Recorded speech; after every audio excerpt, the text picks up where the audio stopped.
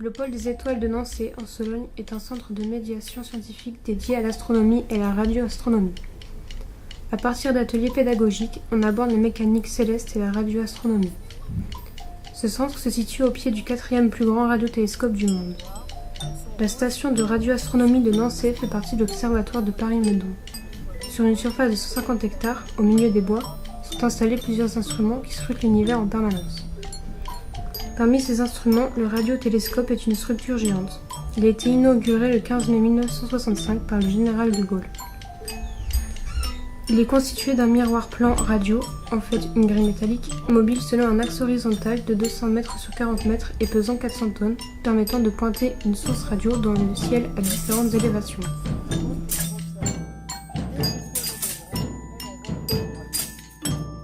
Les ondes radio sont réfléchies sur une portion de sphère de 300 mètres par 35 mètres qui concentre les ondes au niveau de récepteurs placés sur un ensemble mobile le long d'une voie ferrée de 80 mètres de manière à pouvoir compenser le mouvement de rotation de la Terre sur elle-même et suivre ainsi les sources émettrices d'ondes radio pendant une durée d'un peu plus d'une heure.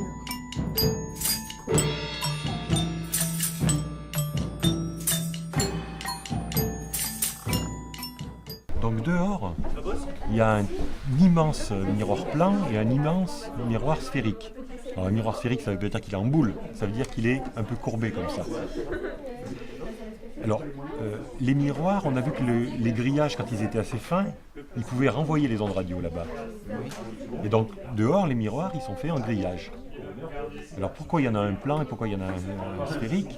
Ici, on va regarder des miroirs qui marchent pour la lumière, mais c'est le même principe que dehors, sauf que c'est plus petit parce que la lumière a une longueur d'onde plus petite que les ondes radio. Vous l'avez vu ça déjà. Mais au point de vue de la forme, C'est toujours la même forme ? ouais, voilà. Le faisceau il arrive comme ça, il repart comme ça.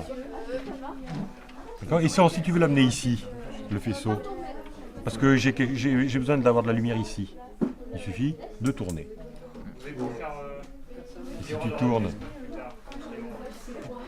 pour venir ici, de combien il faudrait tourner ? C'est d'un quart de tour ? Vas-y, remonte-le un peu. Non, t'es là-bas déjà. Ouais, mais Ici. Il faut tourner de la moitié, tu vois. On n'a pas mis le miroir comme ça pour venir ici, on a mis. On va regarder ce que ça donne avec le miroir sphérique. Donc déjà la forme du faisceau. Donc ça concentre les rayons, alors ça les concentre ici. Alors, en quoi ça peut être intéressant ça ? si on veut avoir une source de lumière importante à un endroit. Alors si on reçoit des ondes radio qui sont très faibles, et si on met un miroir sphérique, qu'est-ce qu'on va avoir ici ? Un micro pour le... Non mais on va avoir plein ici d'ondes. une amplification. Hein, ici, vous voyez, il y a beaucoup plus de lumière ici qu'ici. Et donc si c'est des ondes radio, ça sera pareil.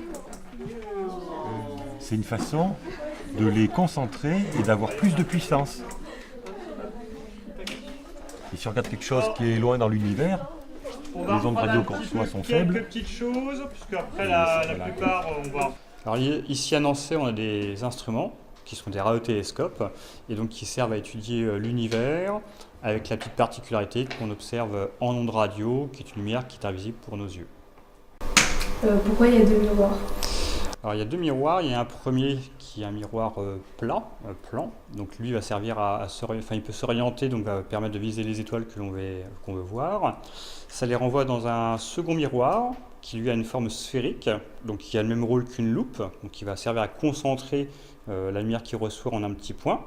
Et à cet endroit, on y met le capteur, le récepteur, qui est un gros cube blanc qui se promène entre les deux. Ça sert à quoi de capter des ondes ? Alors là, ça nous permet d'étudier l'univers, mais dans une autre lumière qu'on ne voit pas avec nos yeux. Et donc ça permet de voir des choses qu'on ne voit pas avec un télescope classique qui travaille notamment dans la lumière visible.